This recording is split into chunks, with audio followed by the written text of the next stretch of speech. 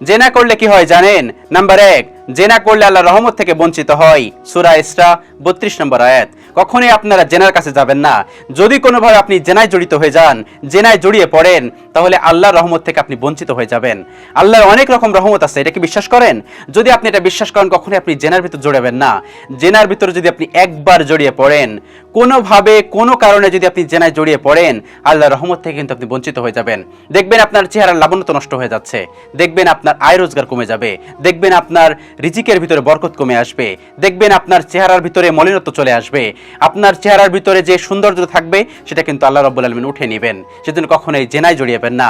জেনায় জড়ালে আল্লাহর রহমত থেকে আপনি বঞ্চিত হবেন।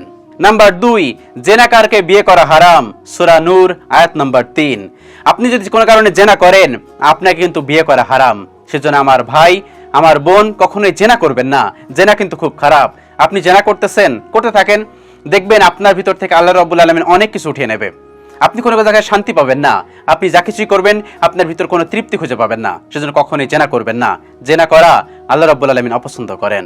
নাম্বার 3, জেনা করলে পারিবারিক এবং সামাজিক অবক্ষয় হয়। কখনোই জেনা করবেন না। আপনি যখন জেনা করতেছেন, আপনি তো বিপদে পড়তেছেন, আপনি ক্ষতির সম্মুখীন হচ্ছেন, কিন্তু এই ক্ষতির সম্মুখীনের প্রভাব পড়তেছে কিন্তু আপনার পরিবারের উপর, এমনকি আপনার সমাজের উপরেও। কখনোই জেনা করবেন না। জেনা থেকে দূরে সরে থাকুন। নাম্বার 4, জেনা করলে জাহান্নামের কঠিন শাস্তি ভোগ করতে হবে। সূরা ফুরকান আয়াত নম্বর 68-69। আপনারা কখনোই জেনা করবেন না। সবসময় মনে রাখবেন, এই পৃথিবীর কোনো কিছু সত্য হোক বা না হোক, মৃত্যু কিন্তু সত্য। চলে যেতেই হবে। গো ব্যাক টু ইয়ার লট। আপনার মূল ঠিকানায়, আপনার রুট, আপনার শিকড়ে কিন্তু আপনাকে ফিরে যেতে হবে। সবসময় মনে রাখবেন, আল্লাহ রাব্বুল আলামিন বলেন, আমি তোমাদেরকে মাটি দিয়ে সৃষ্টি করেছি, আবার এই মাটিতেই শেষ করব। কি বুঝলেন? আপনি তো চলে যেতেই হবে। তখন আপনি কি করবেন? আপনার এর কারণে কিন্তু শাস্তি ভোগ করতে হবে, জাহান্নামের কঠিন শাস্তি। আল্লাহ রাব্বুল আলামিন আমাদের এই কঠিন শাস্তি থেকে হেফাজত করুন। সেজন্য কখনোই জেনা করবেন না। জেনার ধারের কাছেও যাবেন না।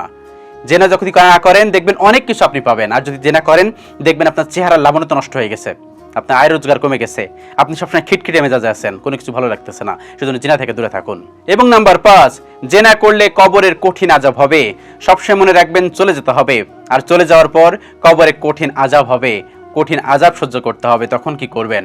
এই পৃথিবীতে যদি আপনার কেউ কিছু বলে, আপনার মা আছে, আপনার বাবা আছে, আপনার ভাই আছে, আপনার বোন আছে, কিন্তু চলে যাওয়ার পর কিন্তু কেউ নেই, একমাত্র মহান রব্বুল আলামিন ছাড়া। সেজন্য জেনা করবেন না। জেনা থেকে দূরে থাকবেন। আপনারা যদি জেনা করেন, যদি জেনার ভিতরে থাকেন, তাহলে এই 5টি কাজ কিন্তু আপনাদের সাথে হবে। সেজন্য জেনা করবেন না। জেনা থেকে আল্লাহ রাব্বুল আলামিন আমাদের সবাইকে হেফাজতে রাখুন। সুস্থ থাকুন, ভালো থাকুন। আল্লাহ হাফেজ।